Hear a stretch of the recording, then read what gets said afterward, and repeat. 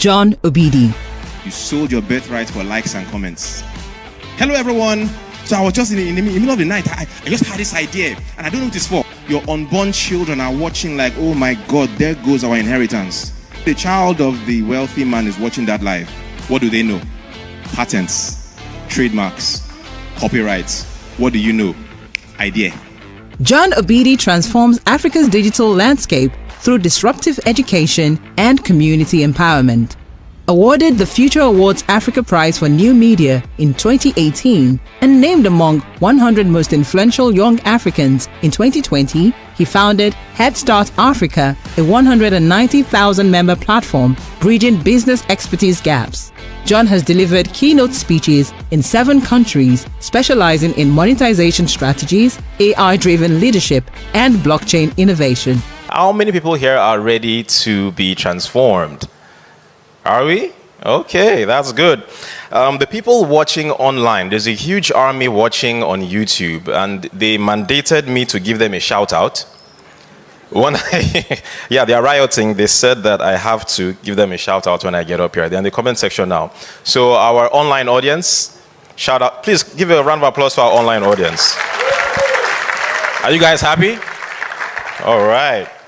I think the number of people watching us online are almost equal to those that are seated here in person. So they wanted me to acknowledge them for their time. All right. Thank you, everybody, for that. Let's get right into it. But first of all, I would like to apologize in advance for the tone of my messaging sometimes. All right. I want to apologize in advance because it may not be something that you're used to hearing. You know, you're used to people being worried about your feelings. You know, I don't care that much. I care a little, but a little, just a little. All right? I'm more passionate about your state of affairs. You know, there's this thing about Lagos. I love Lagos. I like to joke that I was an immigrant to Lagos.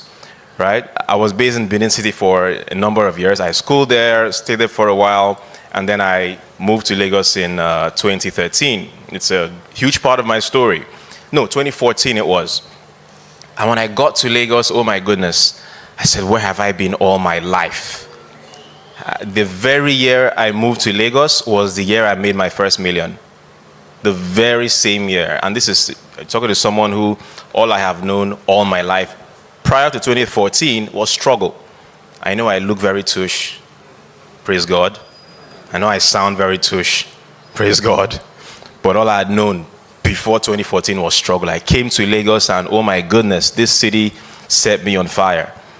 You know, it changed my life. And it was from Lagos, I blew in Lagos first before I blew abroad. All right? But there's something about this environment, and that is that I don't know whether it's forming or packaging, but people are really suffering. There's so much suffering, and for some reason, I know why, you just can't afford to let it show. I get it. The Nigerian environment is really toxic because it punishes poverty or failure, apparent failure. The people can't help it. I don't think it should be that way, but that's how it is. Even at an event like this, when you guys are networking, it's going to happen. Y'all are going to be networking, and you'll talk to someone, and they'll first of all give you that scan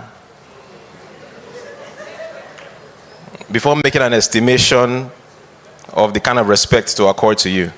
I don't like it, but that's how it is. You know? And so when we come into environments like this, see, not only you know how many meat today your pot for house. Let me put it that way.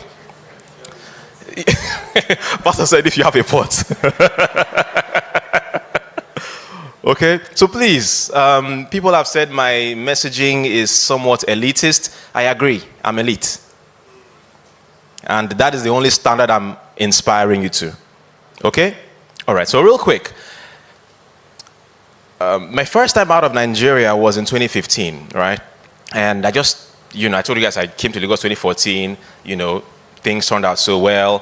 First thing I started doing when I started making money was to start traveling, right? So I went to Brazil 2015, just for my birthday. And the thing about my travel experience was that I was already a formed man before I left Nigeria. As I was already a man, so all my ideas of what the world is, what life is, what money is, everything about life was Nigerian. I didn't know anything outside of my Nigerian experience. So if I had gone when I was a child, that would have been different, but I was already a man. Before I left Nigeria, I didn't know the meaning of job security. I mean, we're Nigerians. Do we know the meaning of job security? I don't think we do. But when I got there, I had a friend there. I won't say his name in case he's watching. When I got there, I have this friend who, he was a waiter. Just a waiter, something I would never encourage you to be in Nigeria. Okay? Let's classify that now. But from his waiter job, he could save for his lifestyle, for vacations. He was happy, he was comfortable. But that's not the punchline here. One weekend, this friend of mine was playing football with his friends. He just went and played football, and then what happened? He got injured, he hurt his knee. So of course, healthcare there is free. All right? See, that was the first time I saw a country where the government loves its people. I've never seen it in my life. I grew up in Nigeria, Ijaguda. Do you understand? If you don't have yourself, nobody's got you, right? Back in the day, we used to say, oh, even your family, at least your family's got you. Today, terms and conditions apply.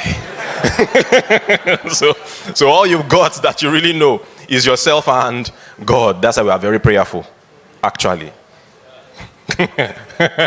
Anyway, so he went, he hurt his knee, went to the hospital, free healthcare, they worked on his knee. Those of you, when you were growing up, when you go outside and play and you enjoy yourself, and your parents will, why are they beating you?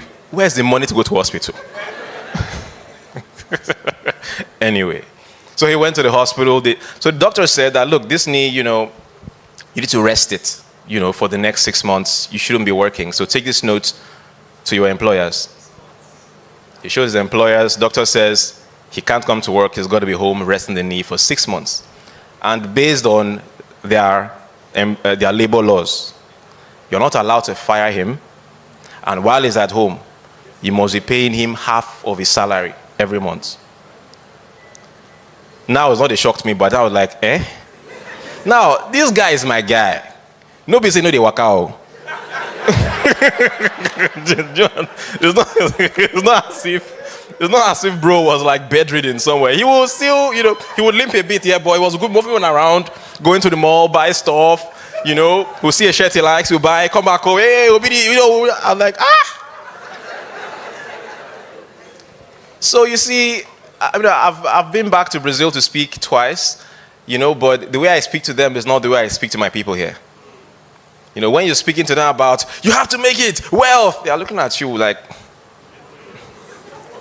I don't know, man, what are you talking about? I don't get it. Because the government's got you, right? If you're a senior citizen, most experiences are at half price. Buses, transportation, free. Just show them your ID. So over there, the things I preach there are peace of mind, joy, how to deal with grief, loneliness. You come back to Nigeria, hey, big power. Yeah? So please, there's a reason I just have to up the tempo. We can't be lackadaisical. And you know it. Forget the person to your left and to your right. In your mind, you know the family you from come. And some of you are the first in your family to do anything. Some of you are the first in your family to even wear suits. Don't raise your hand so that they will not start looking at you. Just nod quietly like, yes, I get it. Okay? All right, amazing. Okay, let me take the elitist idea one step further. This is still church, Abby? Can I open Bible?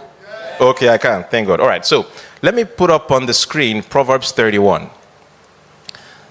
Proverbs 31, if you can.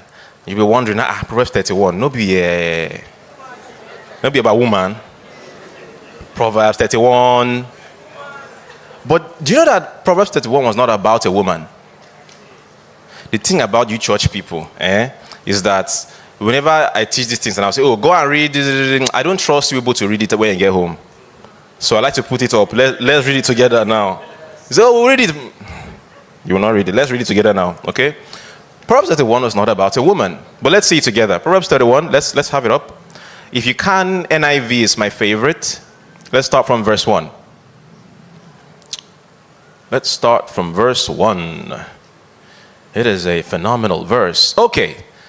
The sayings of King Lemuel. So it wasn't written by Solomon himself. Solomon was both a writer and a curator of wisdom. So what that means is he had his own contemporaries in his age, in his day, that he also, curated their works as well and compiled into the book of Proverbs. So these are the sayings of King Lemuel, an inspired utterance his mother taught him. So his mother was probably queen of some area and was teaching her son that was going to be king or was already king, saying, my son, this is how you need to conduct yourself as king.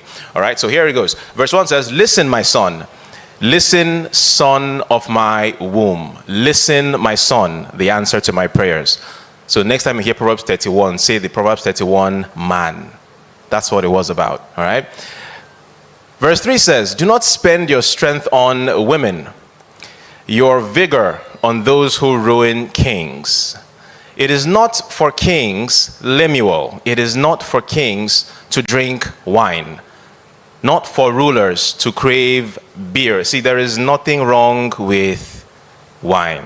There's nothing wrong with it. It's cool. There's nothing wrong with beer. It's cool. She's just saying, it is not for... You see, people like to fight. Some of you will be fighting. We're not talking to you. Kings. If you are not a king, drink all you, ain't nobody talking to you. If you go on social media and talk about Proverbs 31 woman, trying to control women, they were not talking to... They were talking to a queen. It's not for...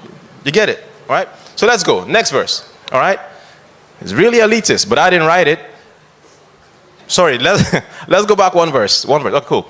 It is not for kings, Lemuel. It is not for kings to drink wine, not for rulers to crave beer, lest they drink and forget what has been decreed. What do kings do? Kings make decrees, not regular people. It's not for regular people, it's just kings. And deprive all the oppressed of their rights. Let beer be for who? It's not bad. I'm not saying it's bad. But is it a sin? Where did they write? It's not bad. Say, let beer be for those who are perishing. For the less fortunate, it's okay. All right? Wine for those who are in... No problem. You're in anguish, yeah? Let them drink and forget their poverty. No problem. I get it. It's for poor people. Yeah.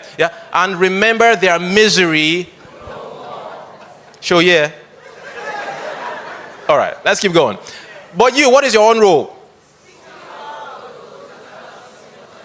Okay. For the rights of all who are destitute. Speak up and judge fairly. Defend the rights of the poor and needy. Next verse. And this is where the Proverbs 31 woman started, from verse 10. Because this is how you should conduct yourself, top to bottom. And now somebody who is arranged like this is a particular spec. It's not that one that is shouting back and forth. Hey, what is wrong in... we're not talking to you. Carry on. All right? Then we now talk about the spec. But the important thing here is that when we talk about wealth, Nigerians, we like to, use these words really loosely. It is first a matter of identity. It is not for kings, oh Chiamaka. There are certain jobs kings do not touch. You see, one of the most mature things that some of us seated here today can do, one of the highest peaks of your maturity, one of the highest tests of your spiritual and emotional evolution is to say to yourself, you know what? I see it now. There is no way this thing I'm doing today can make me wealthy. It's not possible. It can't happen. What is going to make me wealthy? I'm not quite sure, but let me start checking. Let me start looking for alternatives, because I just realized that I took the wrong bus. If I really want to be rich, and as I said before, not everybody has to be rich. It's not by force. But if you are going to Enugu, it only makes sense to get on a plane to. Only the Nigerian Christian will enter a bus going to Ilorin and say, in Jesus' name, we are landing in Enugu. Only the Nigerian Christian. You know there's a Nigerian God. You know the Nigerian God? Nigerian God is amazing, My goodness. That guy does things, man. Allegedly. Allegedly. Yeah, your Nigerian God, wow. The one that makes a way where there seems to be no way. Only you. The school you went to, they didn't teach you where the way is. It's the way that there is no way that you are finding yourself. The God that makes a way, my goodness, how? Only the Nigerian Christian will go and carry an apple seed, knowing that apples don't generally grow in Nigeria. And you plant it in Nigerian soil and water it. Say, God told me I will prosper in this land. Prosper. I used to imagine very funny scenarios where if Satan could have access to God like they are gisting the way he used to gist over Job, he'll be yabbing God every day. I'm telling you, you'll be looking at people like that. You made that one too. See your image, wow. Impressive. Look at that one. That's crazy. It is not for kings, O Lemuel. So again, I'm getting somewhere. One of the best things you can do mentally is to look at what you are doing today. Say, I think I entered the wrong bus. This thing can't make me rich. Let's look at the story of Cain and Abel. We don't need to put it up. I'll just do a summary. We know the story of Cain and Abel. The Bible says that God wanted an offering, the God of the Old Testament. And Cain brought his offering, Abel brought his offering. Okay, and it says that Abel brought his offering of, I think it was animals, and it was accepted. Cain brought his own offering of crops. It wasn't accepted. Now, there was a bit of a pause in between the time where Cain's offering was not accepted and where he killed his brother. There was a bit of a pause. Something happened in between. The story says that God went to Cain and said, why are you downcast? Yeah. So why are you downcast? If you had done what was right, wouldn't you have been accepted? Be careful. Sin is crouching at your door. You must overcome it before it consumes you. But one question that we haven't really answered to satisfaction was, why was Cain's offering not accepted? There have been multiple responses to that. Some say, oh, it was his heart. Well, maybe, but the story didn't say that. Right? It wasn't really explicit as to why Cain's offering was rejected. But we can guess. We can make an educated guess. And how are we guessing? By looking at the pattern of the Old Testament God. When the Old Testament God required a sacrifice or an offering, what did he generally require? Animals. Always animals. So why are you bringing me agbado? Like, if you look into the time of Moses, much later, there was a time where Moses was given stipulations about the kinds of offerings to bring to the temple. And it was naturally four-legged animals and all that. But he now said, okay, for those of you that may not have enough money to bring a whole goat or ram or animal, get a dove. All right? It's tiny, but it's all right. It's still an animal for those who don't have. But by any means necessary, you needed to bring an animal. But now Cain brought his fruit. Now, before we castigate Cain, one reason I love the Old Testament is that I realize that the Old Testament is really the story of us. If you just go back and start meditating on all those stories again, You'll see yourself in the good, the bad, the ugly, the disappointing. Oh, you'll see yourself in everything. How do we see ourselves in Cain? We might say, well, Abel had an advantage. It so happened that the thing he did naturally was the thing that the Old Testament God required.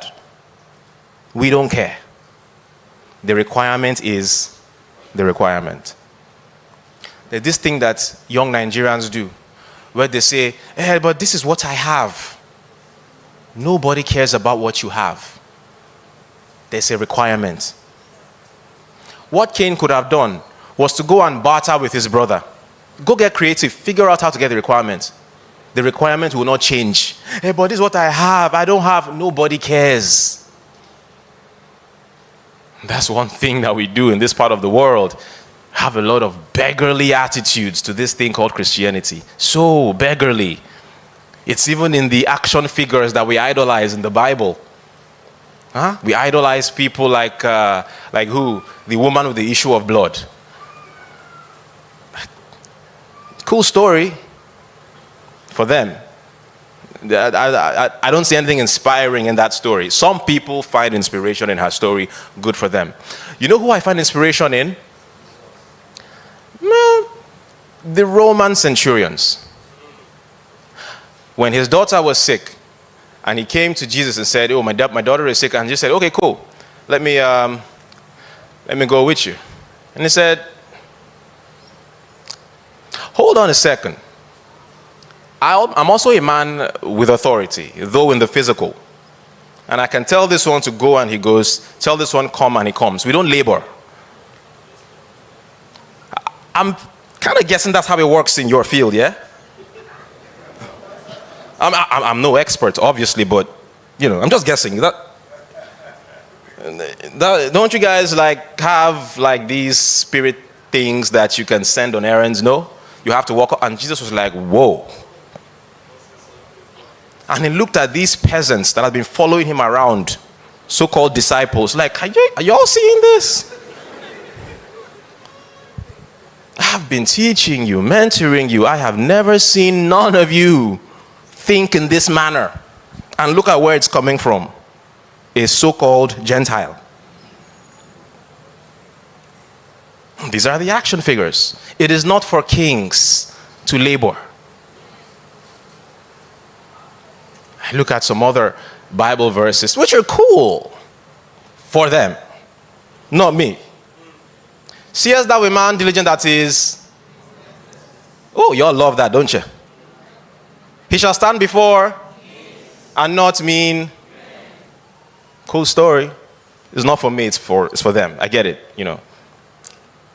Who was writing that verse? Who wrote that? Solomon. Who was he writing that verse to? To his own son? Was he writing that to his son? He was writing that to the peasants. Hey, it's all of you, commoners, yeah? Work hard. Hustle. Get a skill. I taught you. Learn a skill. Work hard.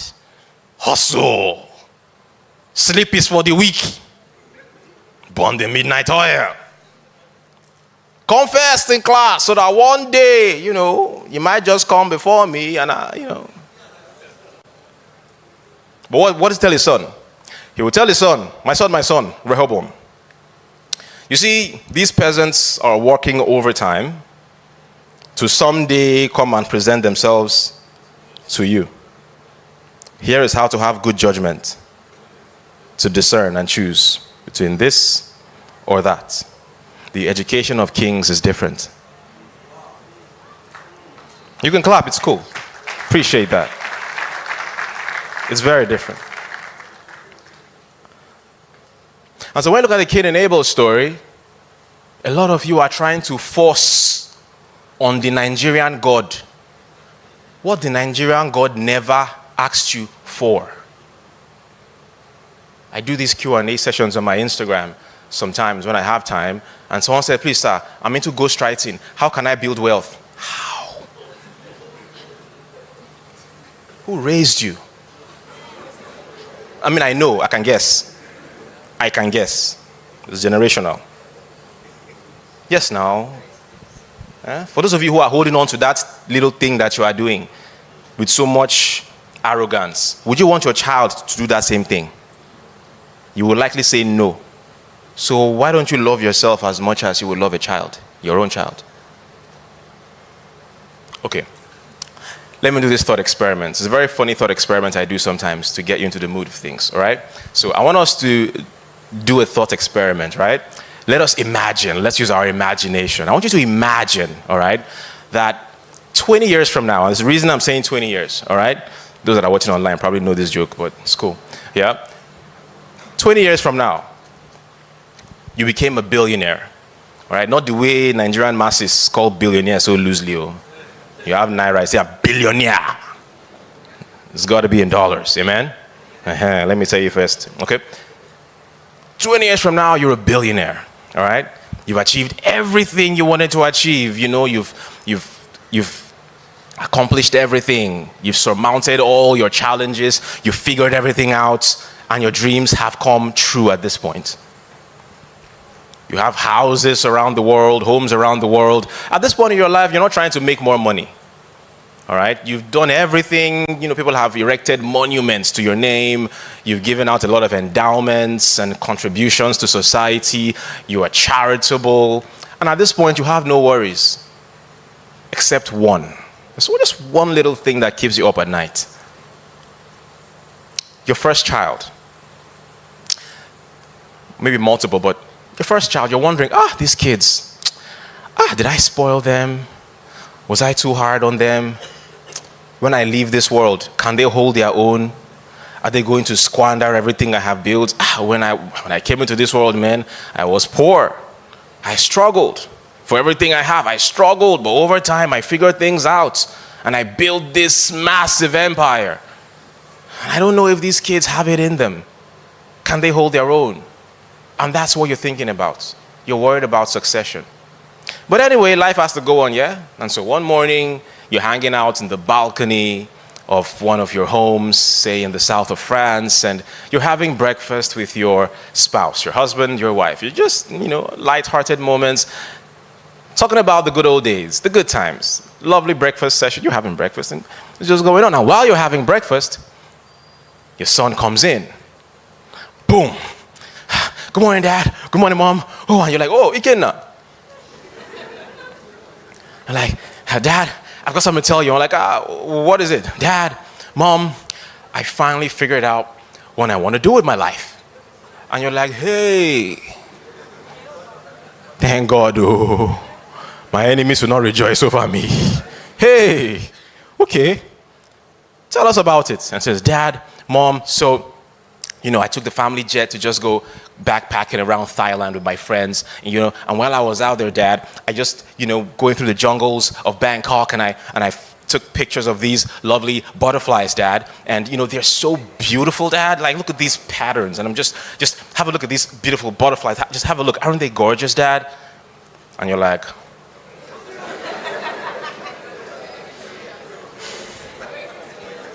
I don't know where this is going, but let me let this boy land so that I will know where to land. I'm like, Dad, I just figured out while I was doing all that, Dad, that I have a passion for photography, Dad. Okay. What I want to do, Dad, is to go around the world taking pictures of these beautiful butterflies, Dad. Dad, I need you to support me, Dad. Mom, what do you say? I need you to support me, Mom. What will you say? There's always a violent response whenever I tell this story because of how we grew up. You see, sometimes I go woz them, sometimes I go reset them. Okay, rewind. Let's rewind. All right, Ikenna comes in. Boom.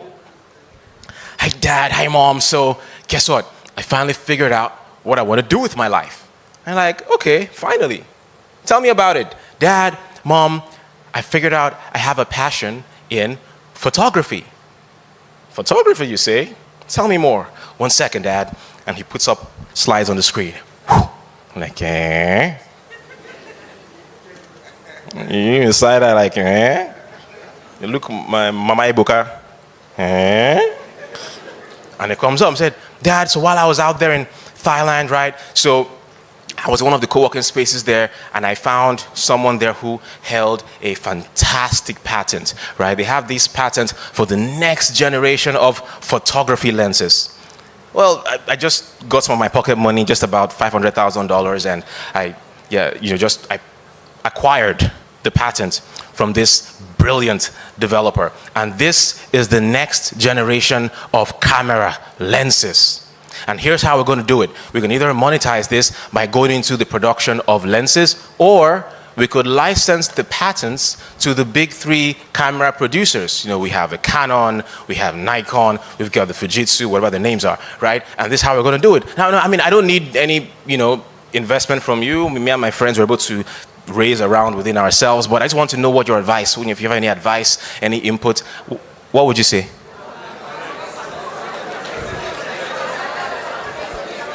See, Mama Ikin now. This one, let me born now. Say that one where they dance for TikTok like this. Now your own. This one are my own. Lovely story. But why do we act like the first child in life?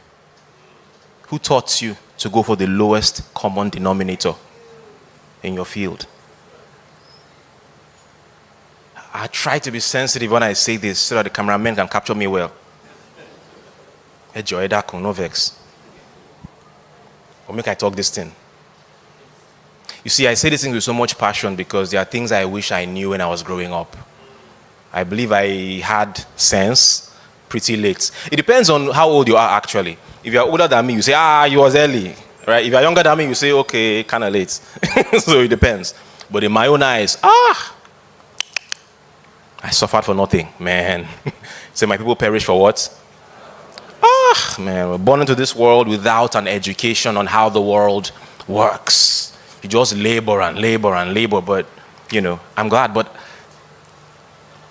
only the poor man's child will have a passion for photography. And the first thing he does is touch a camera. Let me break that thing down so you understand it. See, this life is very spiritual, very metaphysical. You see, thankfully we're in church, so we can talk about this. When you look at Genesis 1, we all generally believe in the whole fall of Adam story, yes? Yes? Okay. So, in that story, when Adam sinned, Eve was cursed as well, but the curse of Adam, I think, as the story goes, I don't think Adam himself was cursed directly, but I think the ground was cursed. Yeah? And it says, because of you, the ground is cursed. So you will sweat before this thing yields for you. You see, kings respond to these utterances differently. The poor man grew up begging, wailing. I don't like saying poor people because it's very sensitive. But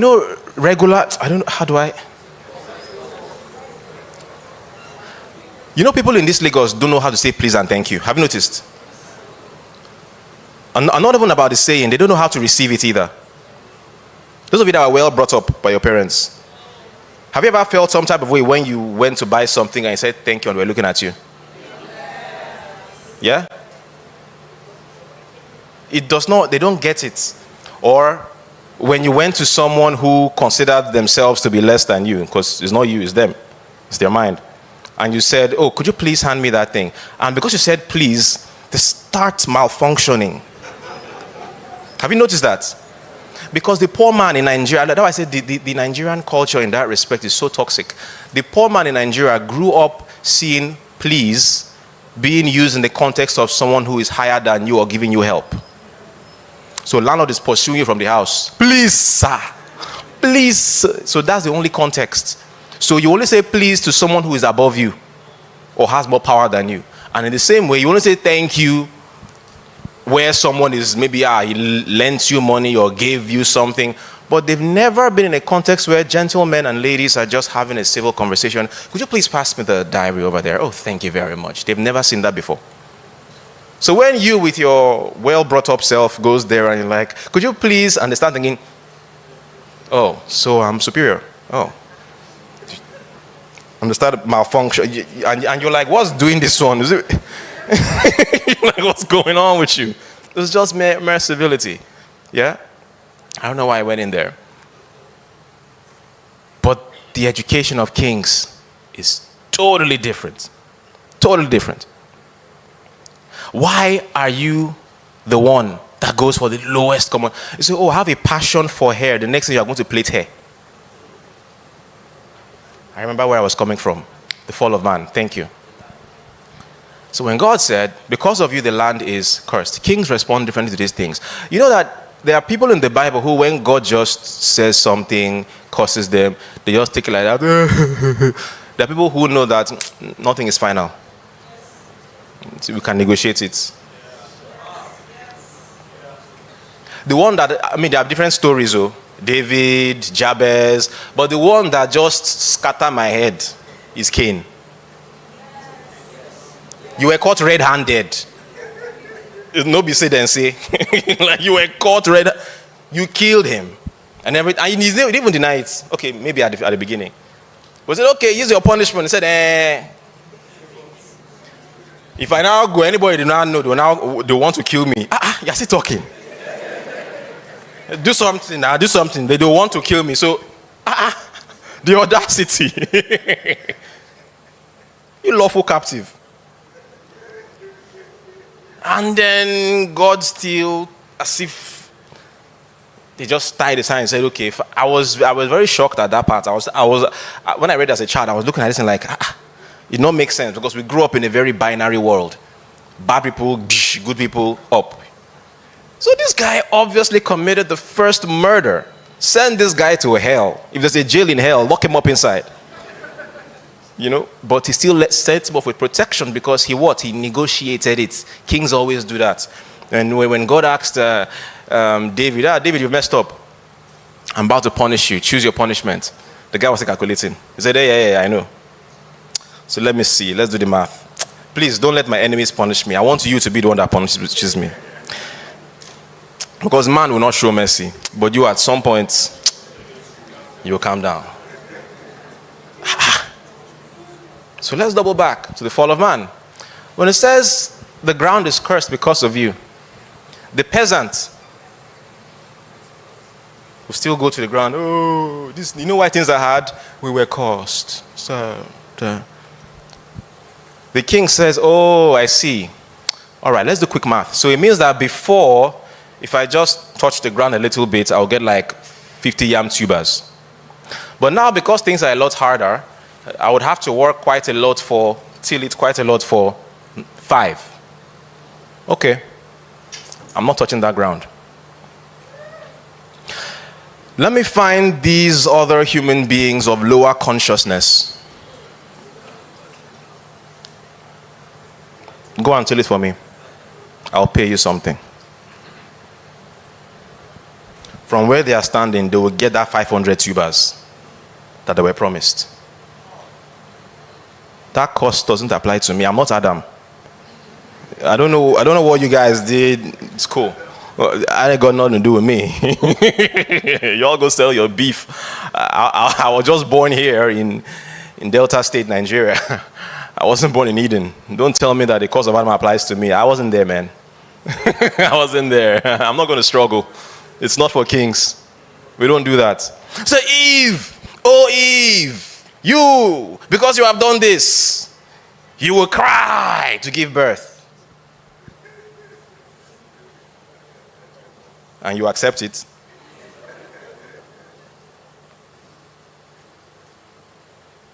The thinking woman be like, I'm not Eve. I wasn't there. I know people of lower consciousness who accept it. It's fine. It is not for queens. No, we negotiate it.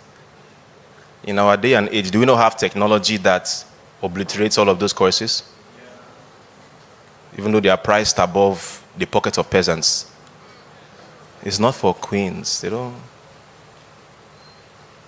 How many people have you heard have had children of recent that didn't go through the course of Eve? Have you heard it? It is not for kings or I was doing my Q&A. Someone said, sir, I'm a nurse. How do I, walk towards wealth? I mean, I can be sarcastic sometimes. I said, marry rich. Waiting, I won't tell you now. You should save. What will I tell you? How much will you invest from that money? Nigeria doesn't care about you like that.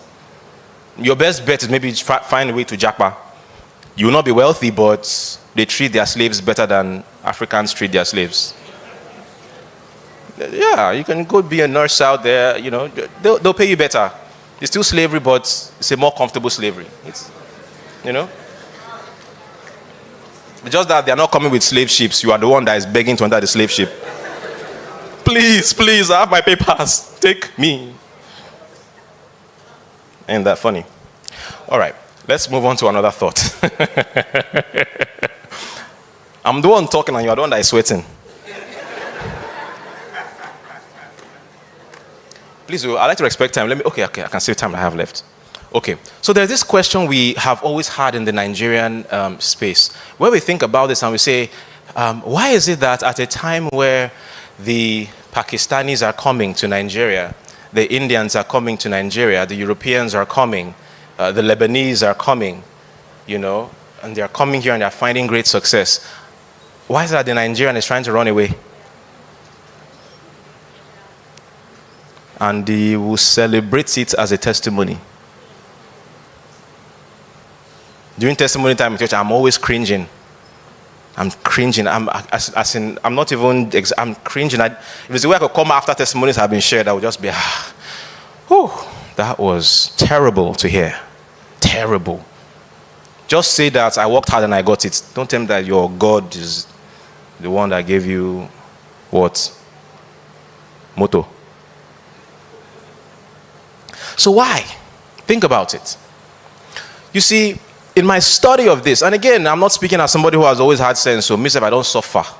Do you get? I suffered under the yoke of what a lack of knowledge would do to you, all right? So I had to study this, and while I was studying this, I realized that originally, there's nothing wrong with the Nigerian. Intrinsically, there's nothing really wrong with the Nigerian. But the script changed somewhere and you were not informed. Let me explain. Now, if there's anything you can learn about the empires of the past, we've had different empires, right?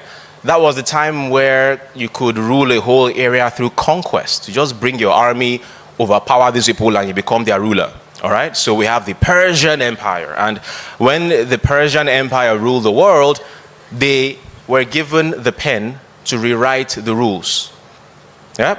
The rules of commerce, the rules of money, the rules of law, travel, and so on. And everybody had to submit to the new rules.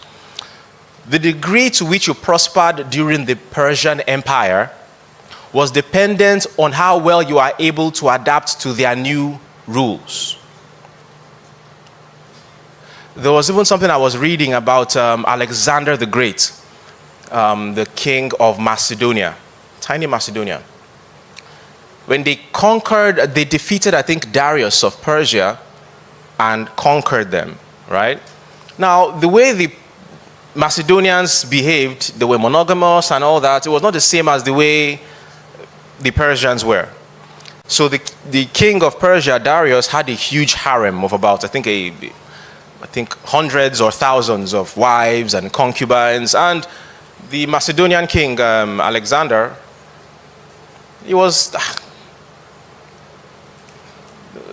he didn't use the harem.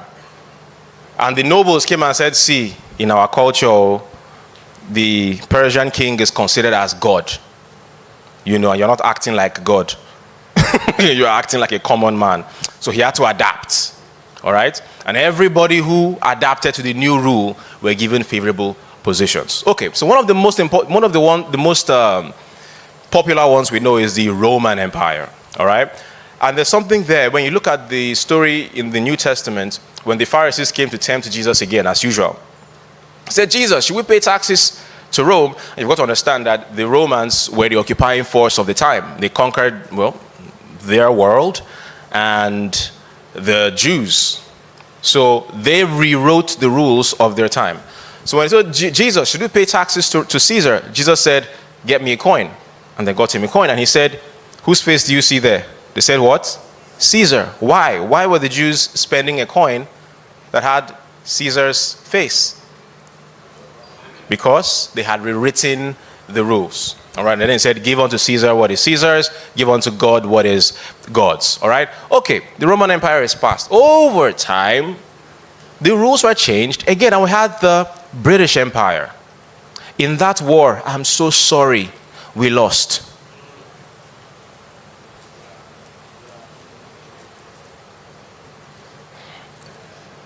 The Yorubas did not win. The Beninese did not win. The Igbos did not win. King Jaja of Opobo was exiled. Benin was leveled. Whoever was sitting there was taken out. We lost. It sucks, but that's what happened. And then the rules were rewritten. The thing is that the Nigerian of today is still acting like the Nigerian pre-independence. I will explain. How many of you here are old enough, or maybe you've spoken to your parents and they told you something about night markets? A few of us here, right? And one thing I always say is that young people of today, I don't know, there's this huge generational disconnect. There's so many things young people don't know about themselves, about their culture, their history, about their country, that only your parents can tell you. You guys don't talk to your parents, so I've noticed. Everywhere I go is the same thing. You won't openly admit it, but I know. You people don't talk to your parents. There's so much you don't know. But Marley once sang, if you know where you're coming from, you'll know where you are going. It means that a huge knowledge of your history will help you adjust for where you are going. So very few people talk to their parents. Before I was 12 years old, I knew so many things from my dad. We talked every single day. I knew so much about Nigeria. I knew so much about independence, pre-independence, about the world, you know. Anyway, so there was once a time that Nigeria, or what is now known as Nigeria, though communities, operated as high-trust societies. High trust. So if you Google what are high-trust societies, you concur with that. If you Google high-trust societies, the societies where people are not so guarded about losing their possessions. People generally did not steal. There was abundance. I sometimes think that when the colonizers or the slave masters first came, they must have been so jealous of these people. You know why? In this country, or generally this region, everything grows. How many of you have seen Game of Thrones to any degree? You've seen it? You know when they were shouting, winter is coming, winter is coming. You know why they shout that? Because during winter, work shuts down. Everybody runs inside and tries to survive on what they saved up. And they hope that the winter passes soon so they can go back to the fields and to the farms. Nigeria will not get winter. Food grows all year round. Fruit, and they'll just come and see mangoes spoiling on trees. You know? So the Nigerian here was too abundant. It's not as if we didn't have the brain to invent refrigerators, but if you know what evolution does, evolution pushes you to evolve in the direction of your pain or an existential threat. They came from a place where if you kill an animal today, you don't know when you get the next one. You have to find a way to preserve it. If you let it spoil, you will all die. Here, optional. If you are too hungry, you just see mango on the tree, pluck it and go. Some of you did that when you were younger, in our villages. An orange tree, nobody exactly owned it, it was just there. This new culture of going to the supermarket is Western, it's not African. When I used to go to the village as a child, everybody's compound had either a pear tree, mango tree. So switching to a world where you have to pay for that, it's a bit hard to grasp. But we don't know it on a conscious level. These are the things that are holding us back subconsciously. Okay, so as those rules changed, because those people were dealing with so much scarcity, because when you look at the UK, for example, what grows there? What kind of food grows there? It's not much. Here, everything grows. You know that Gary is not Nigerian? How did you know? Sir? Okay, that's interesting. Very few people know about it. It's Brazilian. Cassava is Brazilian. They brought it here, boom, our soil just... So what are the things that are indigenous? Because how did I even know? When I went to Brazil for the first time, and I went to order something in a restaurant, and they served me rice with vegetables and... No big garibi this.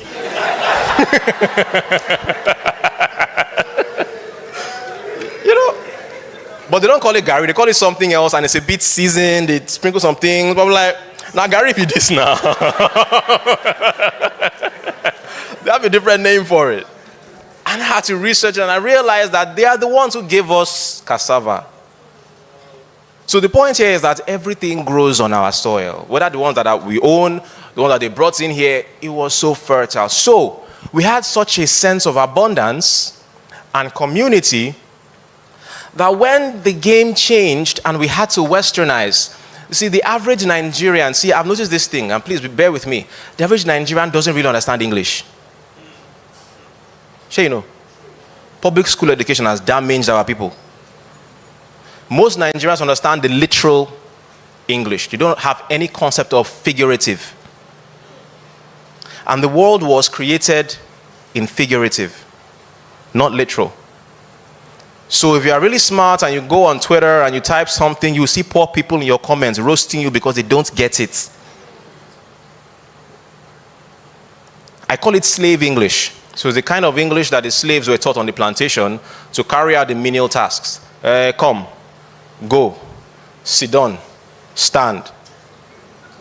But the beautiful aspects of English, like metaphors, similes, most Nigerians don't know it.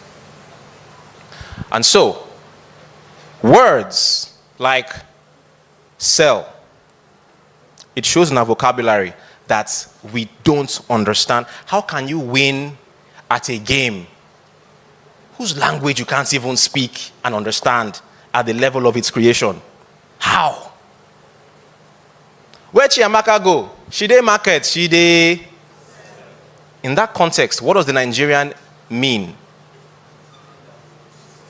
It means she gave somebody something they asked for and collected their... No, that's not what selling is. When the person who made the language, for example, how many of you have seen The Wolf of Wall Street? Interesting movie. There's this famous scene where he says, "Sell me this pen." In that context, what does he mean? Because there's no money changing hands. He means what? Convince me. Sell me on the idea of this pen. So where the Nigerian thinks that selling means, and see, the Nigerian is not wrong like that. Because back in the day, that I mentioned the night markets, back in the day, nobody was stealing. When the women of the night market were going home, they didn't pack their wares indoors. They left it out there. They'll use stones or something to denote how much everything cost. So if you were coming by as a traveler, you would just put the money there, take what it was worth, and walk away. No surveillance, no CCTV cameras. It just worked. So the Nigerian naturally, or the African naturally, wasn't put in a position where he had to be super witty about trying to convince you. No, if you don't buy from me, go buy from this person. But you see, where they were coming from was a place of intense scarcity. See, the British did so much pillaging in their time. Tea from India, spices, opium, palm oil, all kinds that they didn't originally have.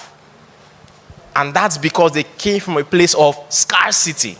Now, that may sound bad, but you see the thing about evolution, evolution develops you in the area of your pain. When you are in a place where there are scarce resources, you have to get extra witty about how to manage and optimize and get more for what any penny is worth. So they understand in their language what they created the word to sell means. So when you are now having to adapt to the Roman Empire of today, it's not what you think selling means, it's what they think selling means. So the Nigerian does not really know where money comes from in this Roman Empire. You don't. Because it's not in your history to do it that way.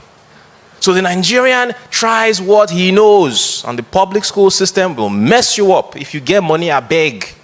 Don't do it to your kids. Oh, be patriotic. If you get money, don't try it. Don't let your kids suffer what you suffered. So at the point of conception, the Nigerian doesn't know exactly, oh, wait a minute. Let me stop assuming I know how to make money. Let me stop assuming. Because one thing we do, we like to confess positive and live under an illusion that doesn't really exist. Let me just chill. Let me step out and learn what the person who created this new economy, how did they imagine this new world? Because you are not living in your world. Your world is over. You lost. You're living in the world created by the British and now the Americans. The books you read in school, who made them? You? The clothes we are wearing is theirs. The language we speak is theirs. We're living in Caesar's world. Go to the school of Caesar. Why did the Apostle Paul have more privileges than anybody else? He had dual citizenship. Naijati, like die. Where did you learn that from? I'm not saying Jakba. I'm saying understand the world. The African is suffering because the African lacks world knowledge. You are still living in the world of the ancient Benin Empire. Or no, it's over. It's the Roman Empire. It's Caesar's world. What are the rules? There was a time there where, the Roman centurion or whatever looked at Paul and said, what does this one even do? We don't know. Go and flog him there first while we're figuring out what to do with him. They thought he was just a regular Jew. Regular Jew now. That was the wrongest time to be a Jew. So what did they do Jesus Christ now? Whip you. Well, Paul brought out the second passport. Sir. He said, is it lawful for you to whip a Roman citizen who has not yet been tried and found guilty of a crime? And the Bible says, he's like, are you a Roman citizen? They now had rapport. Said, yes, I am. Said, oh, me too, I'm a Roman citizen, but I bought mine for a price. And they began to gist as equals. Yes, now, which kind of prisoner will be in jail and be writing letters? He has writing materials, he has messengers, he's taking visitors. They didn't want to kill Paulo. They say, guy, your wala is too much. We don't say, you are a noisemaker, you are a troublemaker, but there's nothing you have done here that warrants execution. Just stop shouting too loud and go. He said, no, it was just really stubborn, but originally, they don't want to really kill this guy. And the reason he was able to travel far and wide is because he had that extra advantage. So the African needs a re-education. How many of you have realized, because I did this study of Nigerian billionaires, not all of them, but a good number of them, while I was re-educating myself. And I realized that for a good number of them, there was a time where they were first doing business with their fellow competitors in the local market. But the time they blew up coincided with one time where they made their first trip abroad. Because you call it local business, but that local business is not Nigerian business. You are still doing Caesar's business on a primitive level. So when the local Nigerian businessman went abroad for the first time and saw how they did it, said, And when he came back, he was like someone who brought machine guns to people who were using bow and arrows. Finished everybody. Banking, agriculture, exports, you name it. Ran the game. And so the African here has to understand, where does money come from? Oh, well, I earn a salary. That's not where money comes from. Money comes primarily from trade. That is where money is exchanged. So what are the dynamics that affect trade? Selling something. Almost nobody is taught growing up that, money comes from selling. That is, I have to become someone who can convince people of an idea. Okay, what idea am I convincing them about? And you start thinking, wait, money comes from having a product. Now, see, all these poor people generally don't have products. They like to sell their time. And I'm learning. John Obidi came one day and said this thing that, wow, the ground was cursed. Interesting. And no wonder in agriculture, the farther you are from the soil, the more money you make. In agriculture and in life. Everybody makes more money than the actual farmer. He tell him, hard work. They even brainwashed him more and told him, dignity in labor. They gas him up. Because you can't tell a poor man that he is poor. He will fight you. You tell him, yeah, you are a very integral part of the economy. Right? The blue-collar workers, we need them. They are the pillar of America. The factory workers, the farmer. America needs you. You all know what I'm talking about. You know what it is. But somebody else is saying, it is not for kings. Oh, Lemuel. So go and sit in their school. No, come out. Come to this other school where you learn how to manage all these people and send them to go and till the ground for you. Now, the only thing that we can do as people of God is to treat your workers fairly. But don't you dare be a worker. Unless, of course, you don't want to be wealthy, and that's okay. Now, of course, there will be exceptions. Yeah? There are employees in Nigeria today that will turn my money to coins. The exception, however, does not invalidate the rule. They are in the tiny 0.00001%. Nigeria does not care about you. America say, no man left behind. You see, in this country, we are too many. we are too... I read in the news the other day, how many of you read that news that Japan is facing an extinction problem? They are trying to incentivize couples to give birth. They don't want to give birth. They are giving them money. Make on a bond. They don't want to give birth. They are lowering their restrictions on immigration and all that. It's a terrible epidemic. Nobody wants to give birth again. They are going extinct. Same thing in South Korea. But here, we just they born, man. It say God told us to be fruitful, and poor man like that kind of scripture. He wasn't talking to you. He was talking to Adam because there were only two at the time. You are too many, stop. It's not you. When poor man say, fruitful and you don't even get money, they're fruitful. You don't have Elon Musk money, you are born in 8, 9, 10, 12 tribes of Israel. My goodness. Right?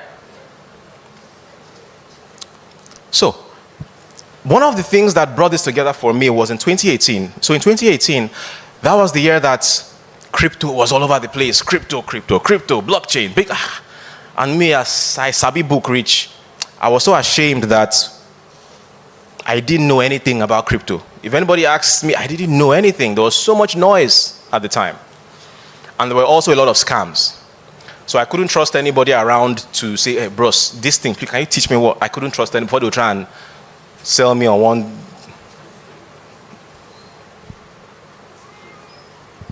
People know now. You did it. I know you did it. It's shameful, but I know you did it. Tapioca. You're tapping. When that thing came out, I came out and told people, you will lose your money and I will laugh at you. I said it publicly. See, poor people were roasting me in my comments. When the money went, I said, how market? So anyway, I didn't know. I wanted to learn. So I went online and I said, let me find maybe an international conference event somewhere holding where I can go, travel, and learn about it. So while I was checking eventbrite.com, I saw that Dubai was hosting the Future Blockchain Conference that year. I said, okay, cool, great opportunity to learn about this. If there's anywhere I'm going to learn definitively what crypto is about, it's going to be here. So got my tickets, got my spot, and I went there to learn. And it was a lovely experience. I actually learned the A to Z of cryptocurrency from there. But the majority of my learnings didn't even come from the speaking sessions and all of that. It came from networking. And that is one great thing about events like this. There are some people they are not speakers, nothing, but they just sit down at the back somewhere just for the experience. And the thing in their head, they will never write a book in this life. They don't need to. They will never be on a podcast. You won't see them on YouTube. All the wealth in the world is in their head. So I met one of such people, young American who was about 23, 24, who just standing there, lean, Caucasian man. And I walked up to him and just started having a conversation. And this dude just opened up. He was a crypto millionaire. He had a couple of cryptocurrency exchanges. At the time, I didn't know what a cryptocurrency exchange even was, but he was explaining it, so generous. Man, my brain was sweating. You know why? Because I come from a place where people are hoarding ideas. So meeting someone who was just so generous, I didn't want to start writing down the things so that I will not lose my steez. I was just hoping I could just remember everything he was saying. But I learned so much. But when he was done talking, now I said, okay, so what about you? Where are you from? I said, Nigeria. I said, Nigeria. You know that's the future, right? And back here, the West gasses us up a lot. They like to flatter us up because they know we don't understand English. Africa rising. Nigeria is the future. The largest all-black nation in the world. Damn, your ego is swell. Giant of Africa. So I said, well, I know when other people say, but what do you mean? And he tried to be delicate, and he looked up and he said, because where I'm coming from back in Europe, we're not having any more babies.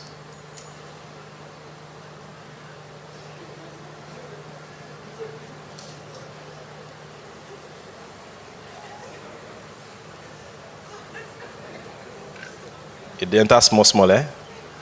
You are getting it. And I'm like, oh my goodness. Because if there's anything you know about multinational companies, there's one thing they are aggressive about: growth. They are aggressive about growth. Whenever somebody comes up here, they're trying to chase me off the stage. Multinational made $12 billion this year. And next year they made the same $12 billion. They are frantic. They are firing people. What happened? Why are we not growing? So it's not the money anymore. It's the percentage growth they are measuring. Okay, so what happens where you, in your area, Europe or whatever country, you've sold to everybody who will possibly buy, and they're not reborn?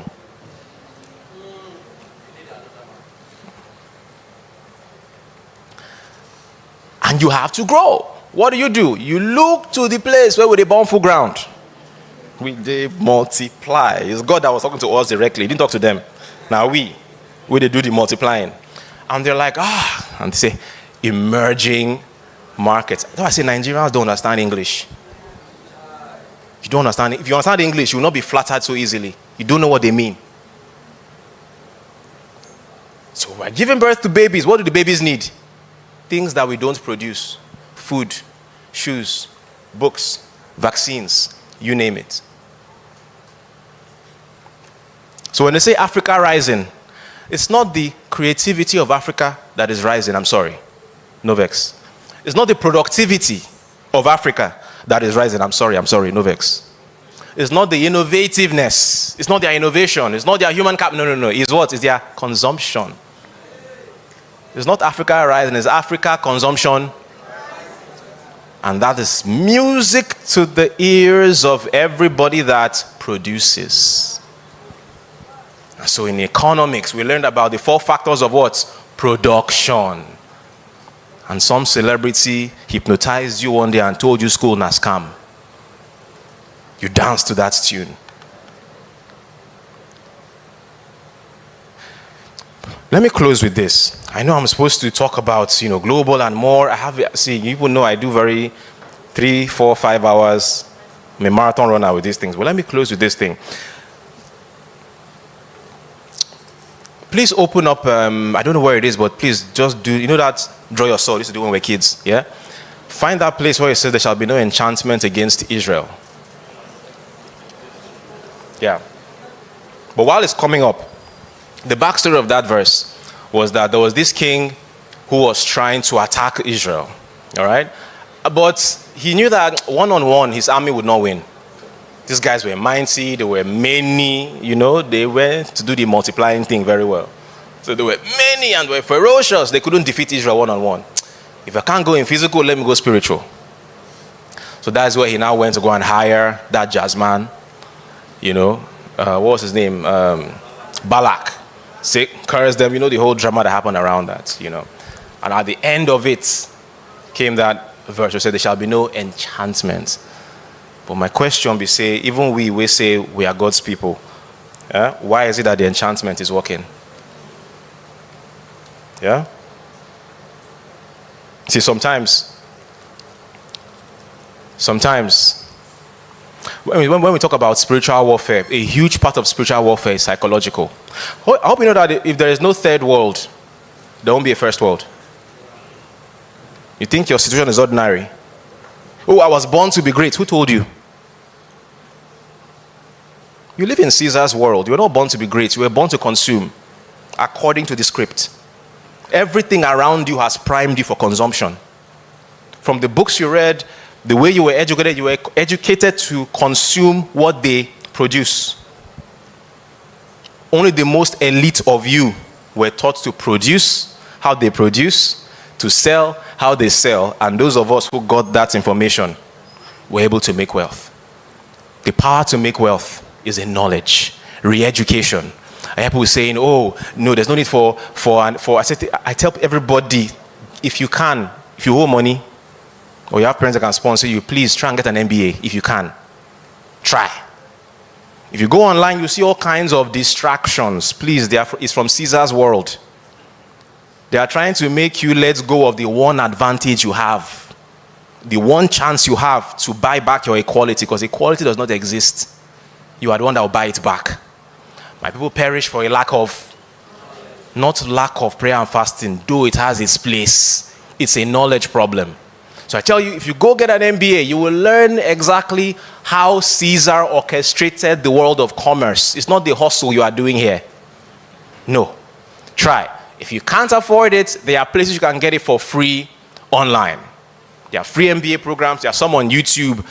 I don't remember their names right now. But if you just go on YouTube now and search free MBA, they will teach you how they created the world. Things about staffing, hiring, innovation, design. The people who made this world, they don't labor. One of the biggest sources of testimonies for Nigerians today is to go out, brother, and I feel bad saying this thing because there's a lot of people that are doing it and it's a testimony to them, but still, I'm sorry, man. I don't really know how to censor myself. I've never learned that skill. You go abroad and you give testimony that you got a care job. It's not bad. It's not for... You know what you should be learning? The old person who you are wiping. Why is it that his children have no time to do it themselves? What do they know that I don't? Why are they more powerful than me? What job do they do? What do they sell? I was watching a documentary online where the people who manufactured chocolates came to Cote d'Ivoire and showed the farmers, the cocoa farmers there, chocolates, and they didn't know what it was. You see how they make fun of us? See, go to YouTube. You watch Big Brother something. You know the reason you know. Go to YouTube now and check. It's there. They're not even hiding it. They're laughing at you in your face. They said, oh, you don't know what this is? They were like, what is it? They said, try it. They tested it. So they were like, so these things that you guys cut down and sent to us, you don't know what we use it for? I said, no. You guys just have a demand for it and we send it to it. And then in that report, I read that Cote d'Ivoire is the world's largest, get as they coined the grammar, the world's largest exporter of cocoa produce. But there's this Asian country, I've forgotten the name. Does anybody know? It's one Asian country that I said is the world's largest exporter. I was like, wait. Do the math properly. What happens is that Cote d'Ivoire exports to this Asian country, I've forgotten the name. Exports the raw thing. If you can Google it or ask ChatGPT to give you the thing. Thank you, Thailand. So Cote d'Ivoire exports the raw to Thailand. Thailand then processes, refines, and sends to the supply chain all over departmental stores in the UK, in the US. Who makes more money? Certainly not the farmer. Because the farther you are from the soil, the more money you make. All right, do we have the scripture up? Do we have it up? There shall be no enchantment against... Oh, beautiful, it's up there, but... all right, but I think I'm blocking it. All right, cool. Okay, so if you can just do this with me, but let me run through. Is this NIV? Okay, let's have NIV. King James is a bit Shakespearean. Thee, thou. All right. So I want us to take this confession together, but I want us to do a little bit of replacement. So when we see Jacob or any pronouns around Jacob and Israel, put your name in there. So we'll say there is no divination against John Obidi, no evil omens against John Obidi. It will now be said of John Obidi and of John Obidi. See what God has done. Are we good with it? All right, now let's do it together. 1, 2, go. There is no divination against, put your name, John Obidi. No evil omens against John Obidi. It will now be said of John Obidi and of John Obidi. See what God has done. God bless you. Round of applause for yourselves.